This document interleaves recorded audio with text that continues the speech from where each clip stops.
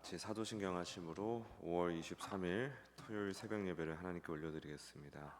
전능하사 천지를 만드신 하나님 아버지를 내가 믿사오며 그 외아들 우리 주 예수 그리스도를 믿사오니 이는 성령으로 잉태하사 동정녀 마리아에게 나시고 본디오 빌라도에게 고난을 받으사 십자가에 못 박혀 죽으시고 장사한 지 사흘 만에 죽은 자 가운데서 다시 살아나시며 하늘에 오르사 전능하신 하나님 우편에 앉아 계시다가 저리로서 산자와 죽은 자를 심판하러 오시리라.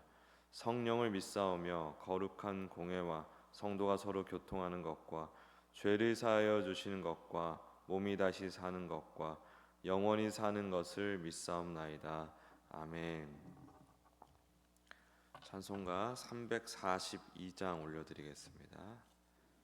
342장입니다.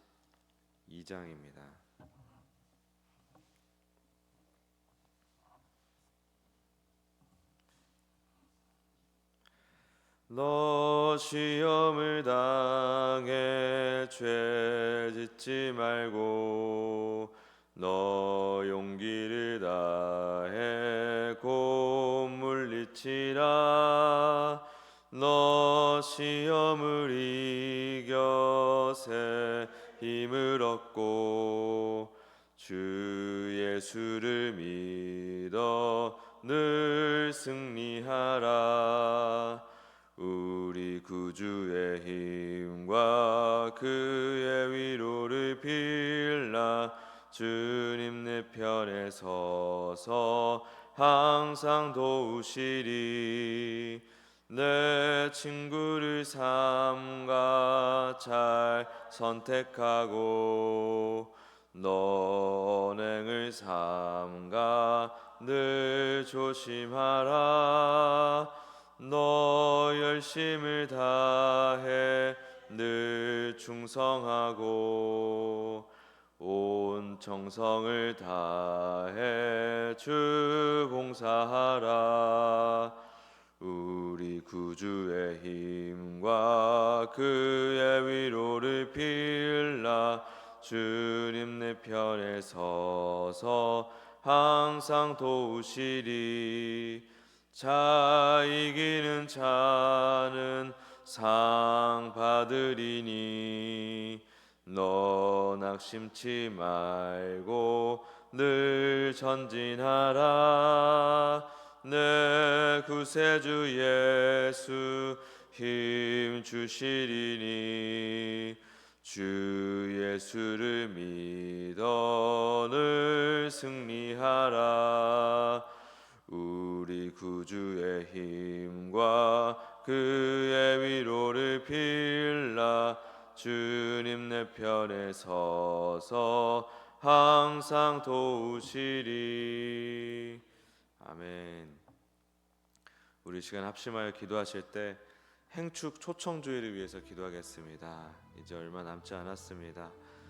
우리가 기도하면서 이제 계속해서 초청하고 전도하길 원합니다. 또 태신자들의 마음이 열리고 이 자리까지 잘 나와와서 이곳 반석교에서 예수님 영접하는 놀라운 구원의 역사가 일어나도록 인도하여 주시옵소서. 우리 기도하기 원하고요. 또 전쟁 종식과 세계 평화, 세계와 우리나라 경제 회복을 위해서 우리 주여 한번 부르고 기도드리겠습니다. 주여, 주님 감사합니다. 은혜를 주심을 감사합니다. 아버지 하나님, 오늘도 이 새벽에 나와 주님께 기도할 때 은혜를 주십시오. 길을 열어주십시오. 늘 막막하고 아버지 어디로 가야 할지, 무엇을 해야 할지, 어떻게 해야 할지 아버지 고민이고 걱정이고 두려움이 엄습합니다. 주님, 오늘 용기를 주시고 힘을 주십시오. 아버지 하나님, 이 모든 시간들이 주께서 우리를 이끄시는 너무나 놀라운 은혜의 시간임을 기억하며 담대하게 하루를 살아갈 수 있도록 역사하시고 축복하여 주시옵소서. 행축 초청주의 가운데 큰 은혜를 베풀어 주시옵소서. 아버지, 전 세계 전쟁이 종식되고 평화의 질서가 다시 한번 세워지고 아버지 경제가 온전히 회복될 수 있도록 축복하여 주시옵소서. 하나님 감사합니다. 주님께서 은혜를 주시지 않으시면 우리가 어떻게 살아갈 수 있겠습니까? 오늘도 주님을 힘입어 나아갑니다. 말씀 가운데, 기도 가운데 임재하여 주시옵소서. 감사드리며 예수님의 이름으로 기도드립니다. 아멘. 오늘 나눌 하나님 말씀은 창세기 39장 21절에서 23절까지 말씀입니다. 창세기 39장 21절에서 23절까지의 말씀 같이 읽겠습니다. 시작. 여호와께서 요셉과 함께 하시고 그에게 인자를 더하사 간수장에게 은혜를 받게 하시매 간수장이 옥중 죄수를 다 요셉의 손에 맡김으로 그 재반 사물을 요셉이 처리하고 간수장은 그의 손에 맡긴 것을 무엇이든지 살펴보지 아니하였으니 이는 여호와께서 요셉과 함께 하심이라. 여호와께서 그를 범사에 형통하게 하셨더라. 아멘. 오늘 이 말씀을 가지고 고난의 신비라는 제목의 말씀 증거하겠습니다. 우리가 형통을 얘기할 때 이게 우리가 생각하는 형통과 하나님께서 말씀하시는 형통이 좀 다를 수 있다라고 말씀드렸습니다. 하나님께서 말씀하시는 형통은 하나님의 뜻이 온전히 이루어지는 삶이 형통입니다. 우리가 원하는 또 우리가 말하는 형통은 우리가 원하는 게 이루어지는 게 형통이죠.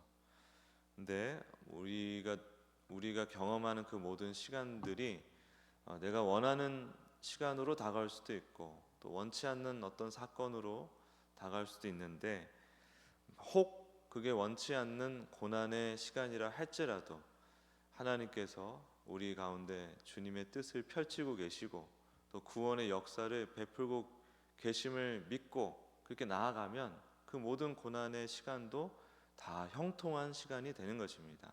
하나님께서 우리에게 베푸시는 형통이라는 사실. 더욱이 우리는 구약의 성도들보다 구약에 나오는 모든 인물들보다 아주 더 큰 복을 받은 자들입니다. 예수님을 인격적으로 만났고 또 성령님이 함께하사 또 성경 말씀이 우리에게 주어져서 또 이 교회를 통하여서 하나님과 교제하고 동행하는 놀라운 은혜를 우리가 경험하고 있지 않습니까? 그러므로 우리 인생에 펼쳐지는 그 어떤 일이라 할지라도 우리는 전부 다 형통한 사람들입니다. 이 사실을 굳게 믿으시면서 담대하게 살아가시길 바랍니다. 하나님의 자녀에게는 고난이 유익입니다. 특히 한계를 넘어서는 고난일수록 더 특별한 유익이 됩니다. 왜 그렇게 유익이 되고 또 놀라운 은혜의 신비가 되는지를 살펴보겠습니다. 첫 번째는 이전에 경험할 수 없었던 주님을 경험할 수 있습니다. 죽음과 같은 고난의 시간일수록 그 시간 동안에만 경험할 수 있는 특별한 주님과의 만남이 있습니다. 내 심령이 가난해진다는 것은 좀 극단적으로 표현하자면 세상 가운데서 사망 선고를 받는 것입니다. 세상 가운데서 파산 선고를 받는 것입니다. 내가 이 세상에서 파산되고 또 죽기까지 한 그런 상태로 우리가 내몰릴 때가 있죠. 그때 우리가 정말 내 심령이 갈급함을 느끼고 한없이 가난해진다는 거예요. 그럴 때 오히려 나를 향한 주님의 사랑이 더욱 선명하게 발견되어지고 깨달아지는 은혜가 있습니다. 크고 놀라운 위로, 깊고 은밀한 어루만지심을 우리가 경험하게 됩니다. 그리고 이것은 그 간절하고 가난한 심령 가운데 주님 도와주세요, 저를 만나주세요 하는 기도를 통해서 이루어집니다. 다르게 말하면 우리가 간구하면 그 고난 가운데서 주님께서는 반드시 응답하여 주시고 만나 주십니다. 그 특별한 만남을 혹 고난 중에 있다고 하면 더욱 사모해야 되는 것이죠. 두 번째는 만약 억울한 고난 가운데 처해 있다면, 그러니까 내가 뭘 이렇게 잘못한 게 아닌데 괜히 억울함이 이렇게 몰려오는 그런 고난 가운데 처해 있다면 우리는 이렇게 해석할 수 있어야 됩니다. 그것은 분명한 하나님의 뜻이 있는 것이다. 그거는 사실입니다. 그러니까 우리가 억지로 그냥 이렇게 긍정적으로 해석하려고 하는 게 아니라 억울하게 나로부터 원인이 발생하지 않았는데도 내게 닥쳐오는 그 고난은 분명한 하나님의 뜻이 있는 것입니다. 그 뜻은 사실 또 되게 명확한 의미를 이미 가지고 있어요. 하나님의 뜻은 구원에 있습니다. 하나님의 뜻은 언제나 예수 그리스도를 통한 구원의 완성에 있습니다. 그래서 모두를 구원하시는 그 놀라운 역사를 위하여 내게 이 억울한 고난이 주어졌음을, 내가 이 고난을 통과하는 동안에 하나님의 그 구원의 역사가 펼쳐지고 있음을, 또 그 놀라운 하나님의 선명한 구원의 역사를 경험할 수 있는 특별한 기회임을 우리는 생각할 수 있어야 된다는 것이죠. 집안에서 처음 홀로 믿는 분들이 유독 고난이 많습니다. 저도 그런 케이스 중에 하나지만, 그런데 그 고난의 과정을 통해서 놀라운 어떤 과정을 이렇게 밟으면서 가족들이 끝내 구원을 받는 은혜들이 있죠. 이럴 때는 어떻게 해야 하냐? 우리가 이제 그 믿음의 첫 때다, 또 유독 고난이 많은 것 같다 싶으면은 이제 이렇게 그게 딱 인지하는 순간부터 우리는 이렇게 생각해야 됩니다. 이제 에라 모르겠다. 예수님께 그냥 내 인생 다 던져야겠다. 완전히 맡겨야겠다. 그렇게 애매한 경계선상에서 이도저도 아닌 상태에서 고통스러워하는 사람들 참 많거든요. 특히 가족 구원을 위해서 기도하시는 분들 보면은 뭔가 어떻게 할 줄을 몰라가지고 주님께 100% 충성하는 것도 아니고, 예를 들면 가족에게 또 잘 헌신하는 것도 아니고, 애매한 경계선에서 왔다리 갔다리 하는 경우가 참 많은데, 그럴 때는 에라 모르겠다. 예수님께 내 인생 걸자. 내 목숨을 물려드리자. 맡겨드리자 하는 그런 결단이 필요합니다. 그럴 때 하나님께서 우리 가족에게 베푸시는 놀라운 구원의 역사를 우리는 또한 경험할 수 있게 되는 것이죠. 그래서 예수님만을 의지하는 인생, 그냥 냅다 주님께 누워버리는 거예요. 그 인생을 통해 가족을 주님께서 구원하신다는 사실을 우리가 깨닫고 붙들고, 그래서 그런 어떤 예수님을 믿는 것으로, 예수님을 믿는 가운데 내가 억울한 고난 가운데 처해 있다, 혹은 유독 좀 시련이 많은 인생 같다, 그러면은 오히려 더 과감하게 예수님께 의탁하는 그런 믿음으로 나아가야 된다라는 것이죠. 또 세 번째는 고난을 통해 은사가 개발됩니다. 은사는 고난을 통해서 유독 잘 개발이 됩니다. 상처 입은 치유자라는 말 들어보셨죠? 상처 입은 치유자라는 이 말, 예를 들어 경제적으로 망해본 경험이 있는 사람이 경제적으로 망할 것 같거나 망한 사람에게 더욱 특별한 위로를 건넬 수가 있죠. 예를 들면 주식 투자하다가 망했던 사람들은 주식 투자의 위험성, 그리고 혹은 또 주식 투자를 하다가 망한 사람만이 겪는 그 굉장히 그 깊은 황망함이 있거든요. 그런 것을 조언할 수가 있는 것이죠. 자녀를 키우는 사람에게 저같이 자녀를 키우지 않는 사람의 조언은 크게 와닿지가 않습니다. 그런 거 있죠. 그리고 이혼한 사람에게는 이혼을 경험하지 않은 사람의 위로는 사실 별 도움이 안 됩니다. 그러니까 은사라는 것은 교회 공동체를 세우기 위해서 주시는 거잖아요. 그냥 우리 뭐 자기 개발하고 나의 어떤 뭐 경제적인 이익을 실현하기 위한 그런 것들을 말하는 게 아니라, 교회 공동체를 세우기 위한 분명한 목적을 가지고 우리에게 주시는 게 은사인데, 나만의 특별한 고난, 나만의 특별한 시련의 경험을 통해서 그야말로 성도를 위로하고 세우는 위로의 은사, 공감의 은사가 개발되는 것입니다. 각자의 방식으로, 각자의 경험으로. 그러니까 이게 하나의 유형으로 퉁칠 수가 없는 거예요. 경제적으로 망한 사람은 경제적인 위로, 그런 사람들에게 특화된 위로를 줄 수가 있는 것이잖아요. 그러니까 각자가 이렇게 특화된 은사가 개발되는 것입니다. 이 공감이라는 것은 그냥 공감하고 퉁칠 수가 없다니까요. 각자의 인생, 각자의 경험을 통해서 특별한 공감에, 그만의 공감의 은사가 개발이 되는 것입니다. 네 번째는 주님의 마음을 좀 더 공감하는 믿음의 실력이 길러집니다. 믿음의 실력이라는 것은 주님과 친해지는 걸 얘기를 하는 거예요. 우리 자식들이 철들면 부모님 마음 더 잘 헤아리는 것처럼 그게 믿음의 실력이거든요. 한계를 뛰어넘는 진짜 힘든 고난은 인간 자체를 성숙하게 만들기도 하죠. 사람에 대한 이해가 폭넓어지고 깊어집니다. 이 자리에서는 잘 안 보이던 것들이 언덕 하나 올라가면 훤히 보이는 것처럼 고난은 우리를 언덕 위로 올려보내주는, 세워주는 역할을 합니다. 그 더 힘든 고난일수록 더 높은 언덕 위에 오르게 돼요. 아예 높은 산 위에 오를 수도 있습니다. 그 자리에 이르면은 이제 사람에 대한 이해만 깊어지는 게 아니라 주님에 대한 이해도 깊어져요. 주님의 마음까지 조금이나마 더 깊이 헤아리는 그런 실력을 갖추게 되는 것입니다. 성육신하신 주님의 마음, 고난당하신 주님의 마음, 자녀에게 배신당하시고 죽임당하신 주님의 마음, 그 십자가 상에서 자녀들을 바라보고 긍휼히 여기셨던 그 주님의 마음, 그런 것들이 조금이나마 체감되는 거예요. 그런 과정을 통해 주님과 진한 사랑과 우정을 나누는 관계로 깊어져 가는 것입니다. 그게 성숙입니다. 그게 그리스도의 장성한 분량으로 자라나가는 것입니다. 그런 은혜가 고난을 통해서 오는 것입니다. 마지막으로 고난은 부활의 영광을 더 선명하게 누리게 해주는 재료예요. 무엇보다 우리가 기억해야 할 것은 뭐냐면 그리스도의 삶이 성도의 삶에 새겨집니다. 그리스도의 삶의 궤적이 성도의 삶에 이렇게 새겨져요.